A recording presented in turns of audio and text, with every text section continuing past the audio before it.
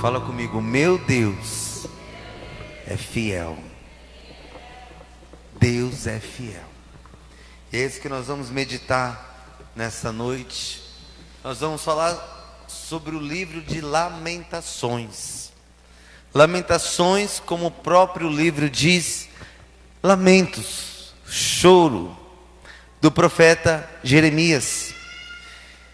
E ele vai em momento, não sei se você já passou por isso, de desabafo, desespero, choro.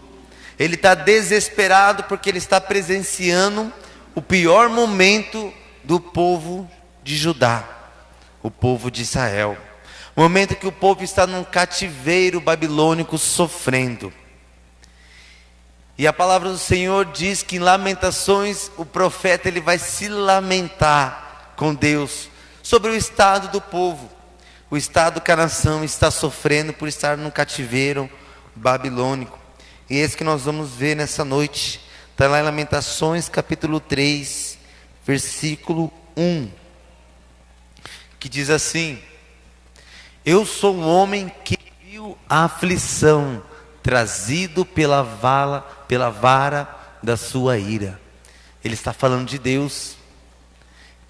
Deus me impeliu e me fez andar em escuridão e não na luz. Sim, Ele botou a sua mão contra mim vez após vez, o tempo todo. Deus fez com que minha pele e a minha carne envelhecesse e quebrou os meus ossos. Deus me sitiou e me cercou de uma amargura e de pesar. Ele me fez habitar na escuridão como os que há muito morreram. Cercou-me de muros e não posso escapar. Atuou-me a pesadas correntes. Mesmo quando eu chamo ou grito por socorro, Ele rejeita a minha oração. Desespero do profeta.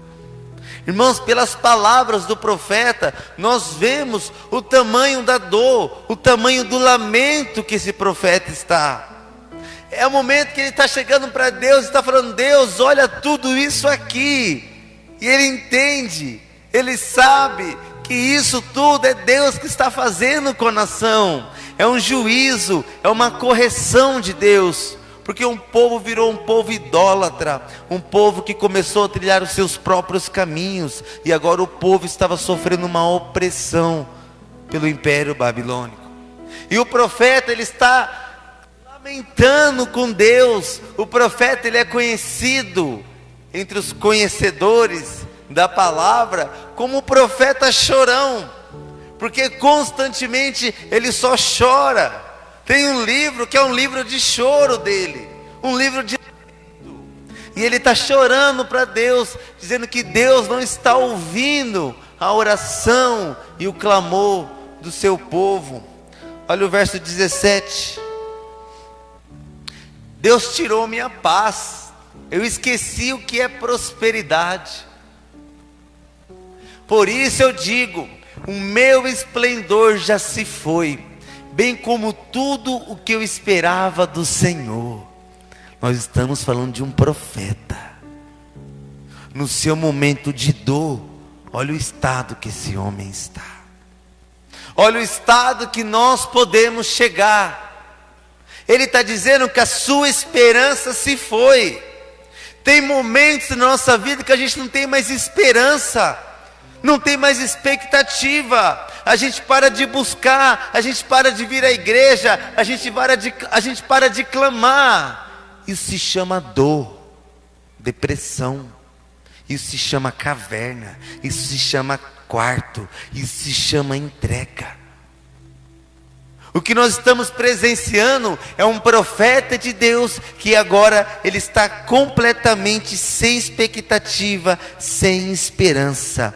Olha o que a dor pode causar em mim e em você. Chegar o momento que você não tem mais expectativa de vida, esperança em Deus.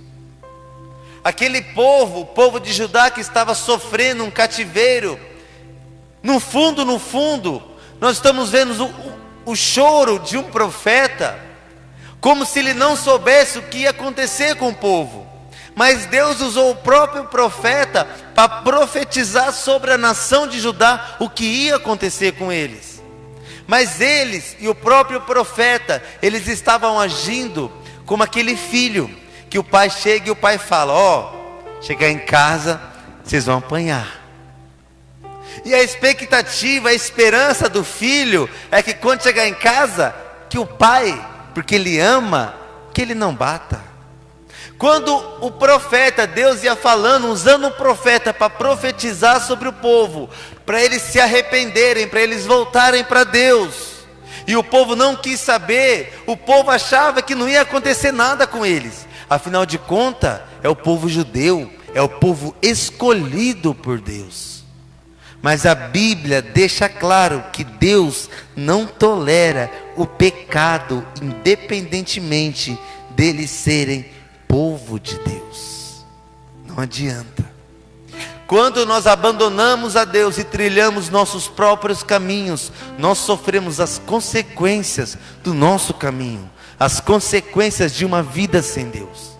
Nós estamos presenciando um profeta num cativeiro e uma nação num cativeiro, porque trilharam os seus próprios caminhos, agora estão sofrendo grande aflição. Mas algo aconteceu na vida desse homem, e é aqui que vai entrar a mensagem dessa noite. Irmãos, nós estamos vendo o versículo 18, e o que nós estamos presenciando é só lamento, é só choro, é só decepção com Deus. Mas algo aconteceu na vida deste homem, porque o que nós vamos presenciar nos próximos versículos é um homem completamente diferente.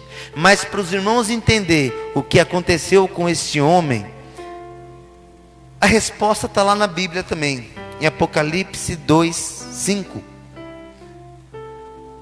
que diz assim: lembra-se de onde caiu, arrependa-se e pratique as obras que praticava no princípio. O que a Bíblia está dizendo à igreja de Éfeso em Apocalipse é para a igreja se lembrar de onde caiu. O que o profeta vai começar a fazer na vida dele, ele vai fazer uma retrospectiva da sua vida, uma retrospectiva do povo, para aí sim ele entender o que está acontecendo. Olha um exemplo disso em Lucas 15:17. Caindo em si, ele disse: quantos empregados do meu pai têm comida de sobra, e eu aqui morrendo de fome? Eu me porei a caminho e voltarei para o meu pai, e lhe direi: pai, eu pequei contra o céu e pequei contra ti. Sabe o que é isso? É quando a pessoa, ela passa a fazer uma retrospectiva. Quando a pessoa, ela para na sua vida e ela fala: bom, se minha vida está assim, eu estou fazendo certas coisas que está levando a minha vida nesse estado. Nós conhecemos Lucas 15, o filho pródigo, ele estava no estado de comendo comida dos porcos. E a Bíblia diz que ele caindo em si, é o momento que ele parou e ele falou: bom, deixa eu pensar o que está acontecendo. E ele começou a lembrar do dia que ele chegou para o pai e falou: pai, eu quero a minha parte da herança. E quando ele se desvia dos caminhos de Deus e ele vai para o mundo, a Bíblia diz que ele caindo em si, ele falou: não, eu pequei contra o céu, eu pequei contra ti, pai. Ele entendeu, ele estava na lama porque ele se afastou do pai, mas isso só aconteceu porque ele caiu em si. Chega um momento na nossa vida que a gente precisa parar, só parar e pensar: o que está acontecendo com a minha família? O que está acontecendo com a minha vida? Por que eu estou nesse estado? Nós precisamos refletir, fazer uma retrospectiva. Opa, deixa eu entender por que eu estou passando por isso. E é isso que o profeta Jeremias fez. Ele começou a parar. Ele não começou mais a se lamentar com Deus. Ele parou. Ele fez uma retrospectiva. Se nós estamos num cativeiro, algo aconteceu. E quando a gente para e cai em si, e para de achar culpados. Porque até aqui o Jeremias só estava culpando Deus e as pessoas, mas ele não estava conseguindo olhar para o pecado do povo e para o seu pecado. O filho pródigo, ele estava na lama, enquanto ele não olhou para si, enquanto ele não reconheceu: eu pequei, eu pedi herança, eu estou sofrendo por escolhas minhas. A vida dele não mudou, mas quando ele olhou para si, ele voltou para o Pai. Quando eu e você olha para dentro de nós, algo sobrenatural acontece. E vamos voltar para o texto de Lamentações 3:18.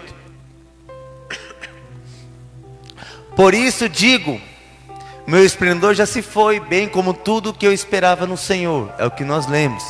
Aí entra o 19. Lembro-me da minha aflição, do meu delírio, da minha amargura e do meu pesar. Lembro-me. Esse aqui é o representante do povo. Ele não pecava tanto que nem o povo, mas o que ele está dizendo é: eu lembro da aflição, delírio. O que é delírio? É loucura. O povo era um povo que abandonou a Deus e se tornou um povo idólatra. Ele está dizendo: peraí, se nós estamos num cativeiro, é por causa da loucura que a gente cometeu lá atrás.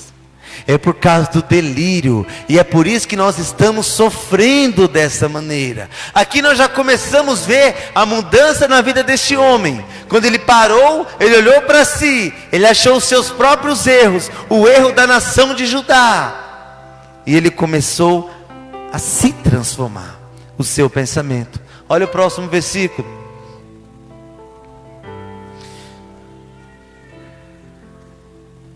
Lembro-me, de novo a palavra lembro-me, bem disso tudo, e a minha alma desfalece dentro de mim. Lembro-me, Deus, agora eu entendi, Deus, os meus olhos se abriram, o Senhor me usava para eu falar para o povo, mas a minha dor me fez esquecer. Mas eu estou entendendo, a minha alma está desfalecida, porque eu lembro de tudo. O povo se afastou do Senhor. Deus, eu me lembro, foi o momento que eu parei de ir na igreja, foi o momento que eu parei de buscar ao Senhor, foi o momento que eu comecei a trilhar o meu próprio caminho. Agora, Deus, eu estou lembrando porque eu estou nesse estado, por causa de mim. Só eu. Irmão, como aquela canção diz, o maior vilão sou eu.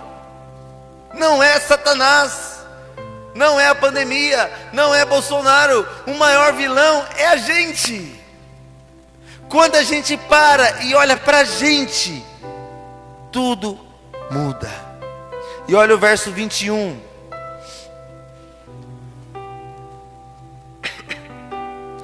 Eu quero trazer à memória o que me pode dar esperança. Eu quero trazer à memória. Eu quero. Sabe o que é isso? Deus, eu preciso achar a fonte. Eu preciso cavar. Eu preciso trazer à memória o que me dá a esperança. Ele quer uma luta interior, uma luta, uma decisão, uma posição. Ele começou a erguer os seus olhos para o Senhor. E quando a gente olha para Deus e não olha para os nossos problemas, a nossa percepção, ela muda completamente, ela muda radicalmente. Ele parou e falou: não, Deus, eu quero trazer a memória, eu preciso de esperança, eu preciso de expectativa, eu preciso me encontrar de novo, Deus. É isso que eu e você precisamos. E ele começou a entender que apesar da correção de Deus, que Deus ainda o ama, que Deus ainda está no controle, apesar da loucura que muitas vezes nós nos envolvemos, apesar do grande sofrimento que ele estava passando, ele falou: Deus, me traz à memória, me traz à memória o que me dá esperança. Tem momento, irmãos, que você precisa ir lá no seu Facebook e voltar lá atrás, e você começar a recordar os melhores momentos de você com Deus. Tem momentos que nós precisamos trazer à memória o que nos dá esperança. E sabe o que ele trouxe à memória? É o próximo versículo.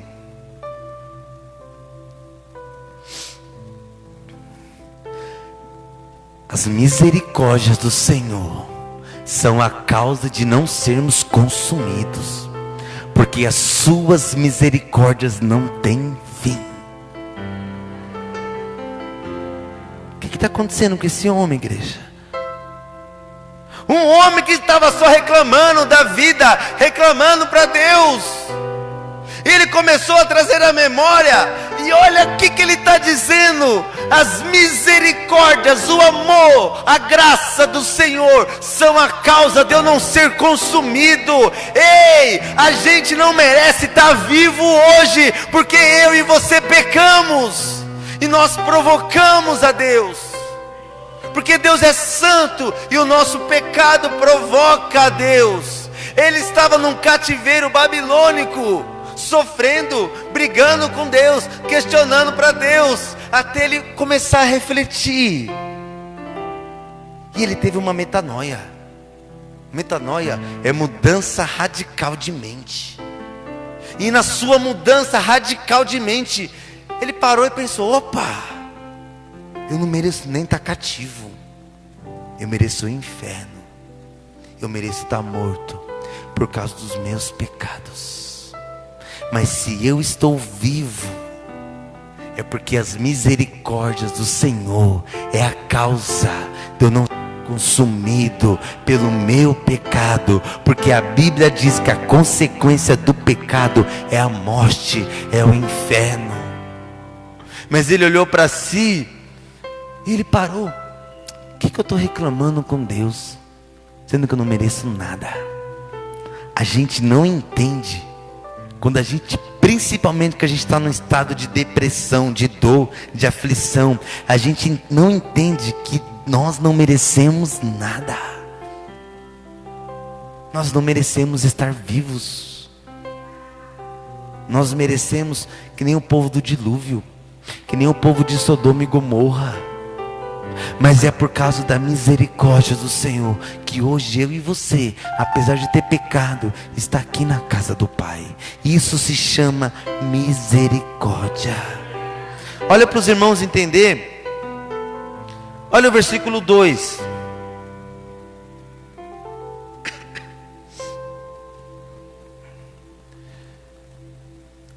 Deus me impeliu. Próximo. Sim, Deus voltou a sua mão contra mim. Próximo, vai passando. Ele fez a minha pele, a minha carne envelhecer. Ele me sitiou, Ele me cercou. É tudo Deus. Deus me fez habitar na escuridão. Ele cercou-me de muros. Ele impeliu o meu caminho com bloco de pedras. Ele me fez comer ervas amargas e me faltou-se com fel. Ele tirou a paz. Olha o que a dor pode causar conosco, irmãos. O profeta está dizendo que Deus tirou a paz dele. Cuidado, igreja. Cuidado que a dor pode causar na sua vida. Nós precisamos ter um momento, irmão, de se trancar no quarto, só você e você e você e Deus. Só. Não procurar mais culpados. Não procurar mais quem que causou isso na sua vida. Não, você que permitiu isso. E o profeta agora, ele está entendendo que não é Deus, a terra seca, o culpado é Ele. E olha o verso 22, voltando.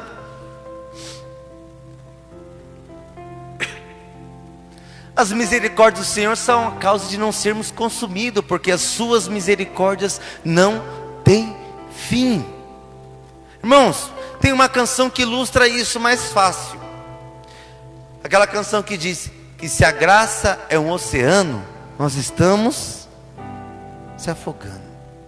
Irmãos, imagina a graça de Deus, a misericórdia de Deus como um oceano. Imagina eu e você com nossos pecados, e os nossos pecados nos sujam. O que Deus está dizendo, que o profeta acordou para a vida, o que ele está dizendo é que a graça do Senhor não tem fim. Oceano não tem fim. Mas só para você ter uma noção melhor da coisa, imagina um enorme oceano sem fim. Imagina você sujo. O que é as misericórdias do Senhor? É quando você sujo por causa do seu pecado, vamos pôr sujo de lama, você mergulha no oceano e você sai, e o sangue do Senhor, o oceano, te limpa, te purifica de todo o pecado, e você sai alvo como a neve. Você mudou.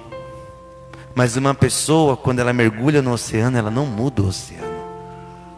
O que Deus está dizendo, que o profeta trouxe a memória e conseguiu entender, é que as misericórdias do Senhor não têm fim. Ou seja, nós todo dia a gente mergulha no oceano e a gente sai e a gente se suja. Aí você vai e Deus te limpa e a gente se suja e não tem fim. O oceano nunca vai ser sujo por causa do seu pecado. Deus nunca vai chegar ao ponto de Jesus não suportar os nossos pecados. É a graça de Deus. Então todo dia a gente está mergulhando no oceano.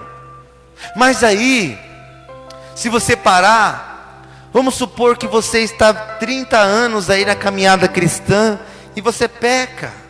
Então, se você imaginar uma pessoa que mergulha no oceano todo dia, porque todo dia a gente peca, todo dia a gente se suja, o oceano não vai mudar, mas aquela parte ali ela vai ficar suja. E é por isso que o profeta ele diz no próximo versículo 23. Esse é o 24.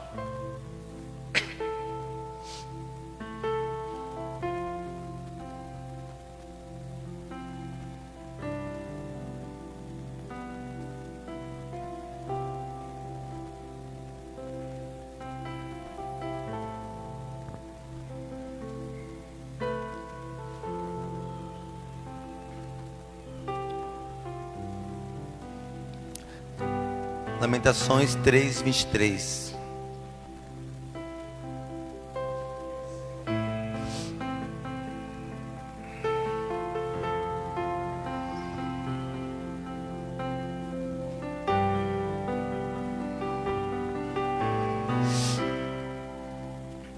Elas se renovam a cada manhã.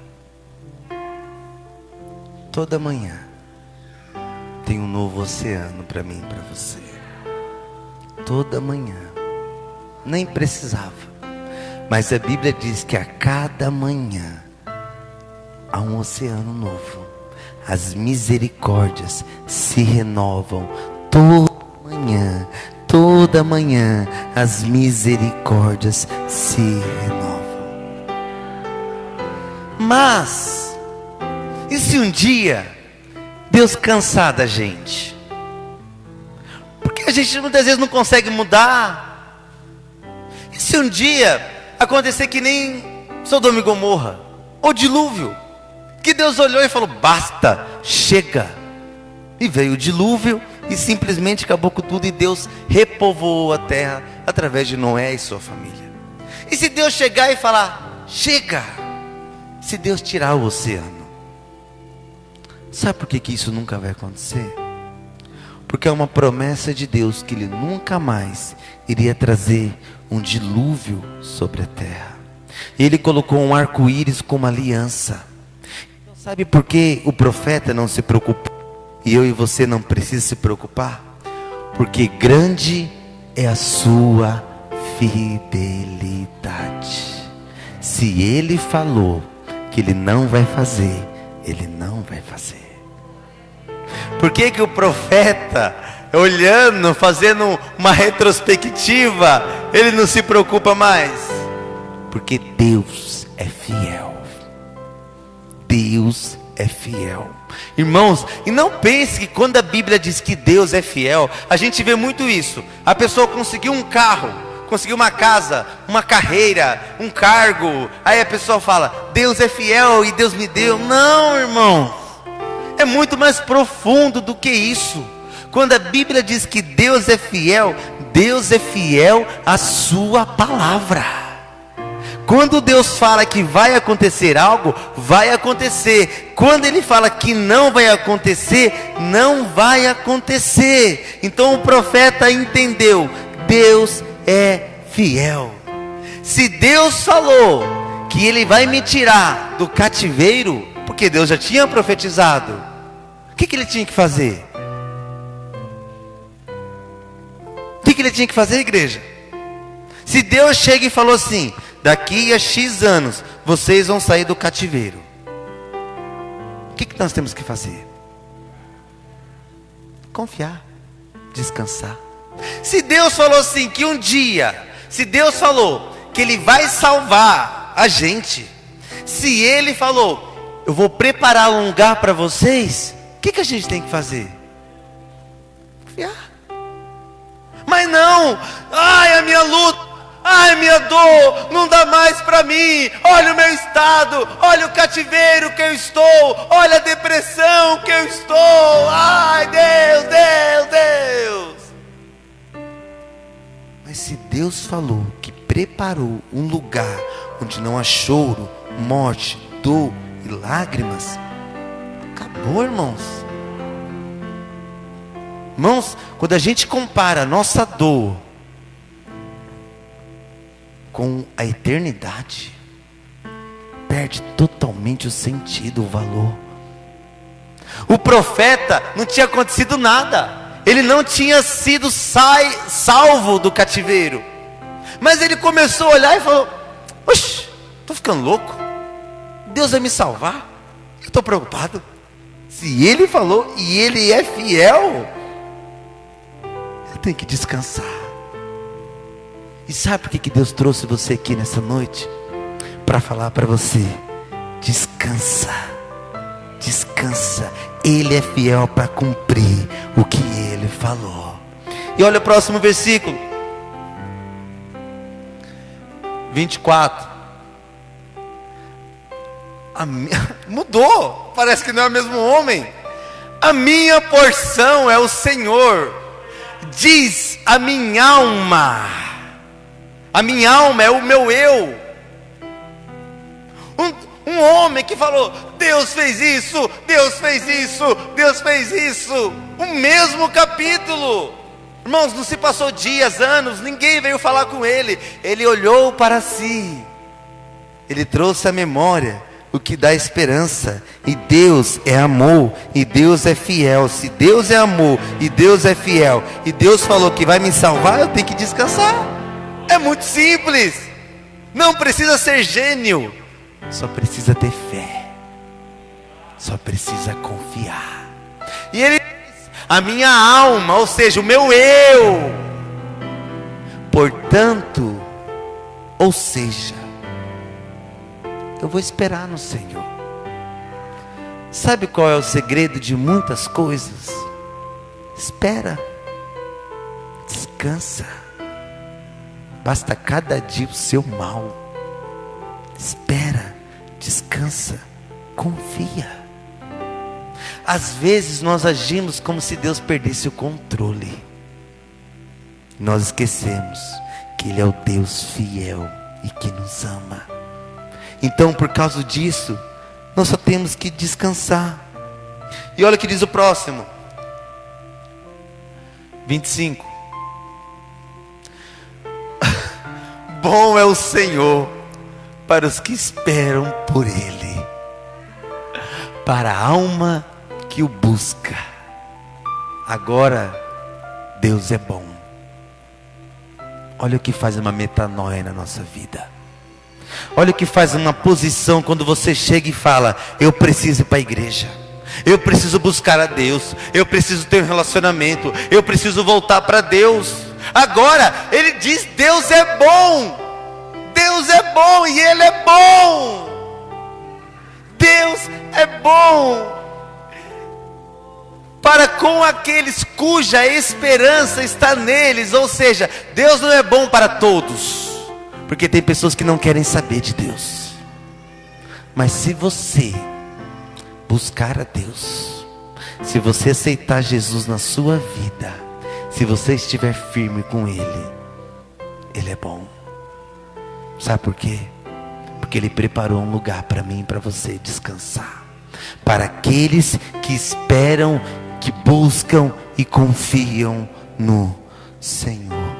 Tem gente que fica 5, 10, 15, 20 anos sendo atacado, mas não sai da igreja. Tem gente que fica, irmãos, a família vai contra, os amigos, a pessoa muitas vezes ela fica doente, ela perde o emprego e as pessoas zombam dela. Você não está vendo o seu estado e você está indo na igreja. Abandona isso daí, tem uma vida que nem a minha. Mas para aqueles que esperam e confiam no Senhor, Deus é bom. E olha que o profeta, ele mesmo passou por isso. Olha o verso 14. Tornei-me objeto de riso de todo o meu povo. Nas suas canções eles zombam de mim o tempo todo. Irmãos, nós estamos vendo um profeta que profetizou ao povo, um profeta usado por Deus, que estava num cativeiro. E as pessoas quando olhou e falou: olha lá, olha o estado que ele está cativo, ele está sendo escravizado. E tem momentos na nossa vida que as pessoas zombam da gente, porque a gente dá dízimo, porque a gente vai para a igreja. Mas eu e você sabe que Deus é bom, que as misericórdias dele não têm fim, que não merecíamos estar vivos, que temos um oceano diariamente renovado para a gente mergulhar, e isso nos fará estar eternamente com Ele. Então pode zombar, pode zoar, pode xingar, pode rir. Quem te viu passar na prova e não te ajudou, quando vê você no céu, vai se arrepender. Aí sim essa canção dá certo. E olha o verso 26.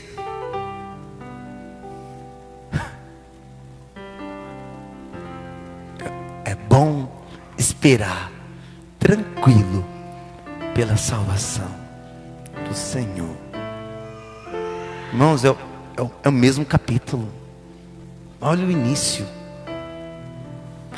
Não é só esperar, é esperar tranquilo. É pegar o cativeiro babilônico, é pegar um porão, uma algema, sentar e esperar. Deus é bom, Ele me ama. Eu não mereço nem estar preso aqui, eu mereço o inferno. Se eu estou aqui, eu estou no lucro. Então Deus é bom.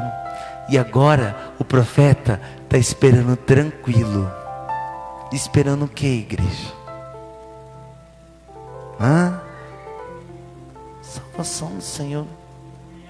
Então você pega a sua dor, coloca ela num canto assim, fala: fica aí, eu vou sentar aqui, eu vou esperar, porque o meu Senhor é fiel. Se Ele falou, Ele vai cumprir. Se Ele falou que Ele preparou um lugar, eu vou esperar nele. E agora o profeta está esperando o Salvador vir e o salvar. O que eu e você temos que fazer? Esperar tranquilo, porque Deus é fiel. Você entende que se Deus falou, se cumpre. Independente, não, se Ele falou, se cumpre. Se tem um lugar para mim e para você, se Ele falou que vai nos salvar, acabou.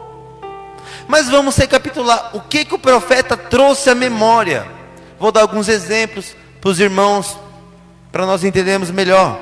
Passa os versículos aí para mim, Du. Saibam, portanto, que o Senhor, o seu Deus, é Deus. Ele é o Deus fiel, que mantém a aliança e a bondade por 1000 gerações daqueles que o amam e obedecem aos seus mandamentos. Deus não é homem para que minta, nem filho do homem para que se arrependa. Acaso Ele fala e deixa de agir? Acaso Ele promete e deixa de cumprir? As obras das suas mãos são fiéis e justas. Todos os seus preceitos merecem confiança. Estão firmes para sempre, estabelecidos com fidelidade e retidão. Mas o Senhor é fiel, Ele os fortalecerá e os guardará do maligno. Apeguemo-nos com firmeza à esperança que professamos, pois aquele que promete é fiel. Não sobreveia a vocês tentação que não fosse comum aos homens, e Deus é fiel. Ele nunca permitirá que vocês sejam tentados além do que vocês podem suportar, mas quando forem tentados, Ele mesmo providenciará um escape para que o possam suportar. Profeta,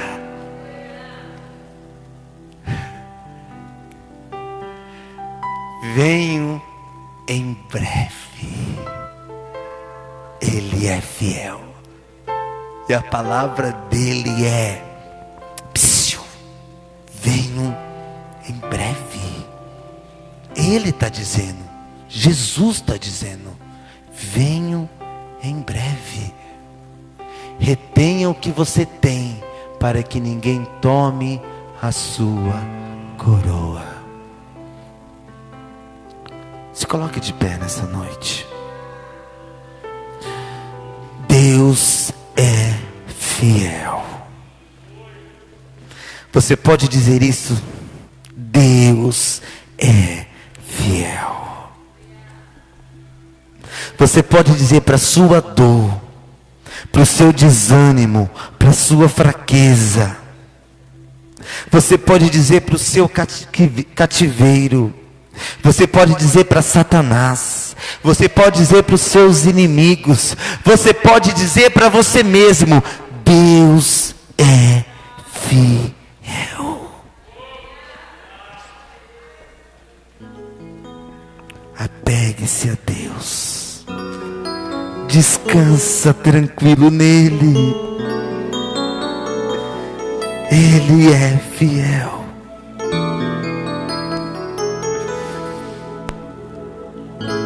Vamos louvar nessa noite, mas de dentro de você, que essa letra possa ser uma oração que saia de dentro de você.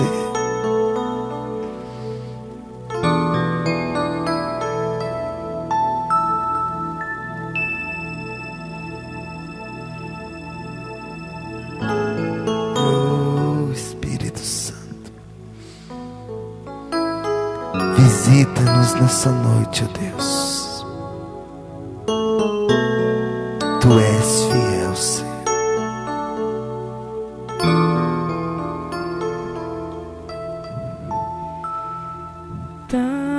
Tantas lutas, tantas dores. Quantos profetas No deserto temos aqui nessa noite? pareço estar, mas te entrego os meus temores. Sim, ó Deus. Sei quem te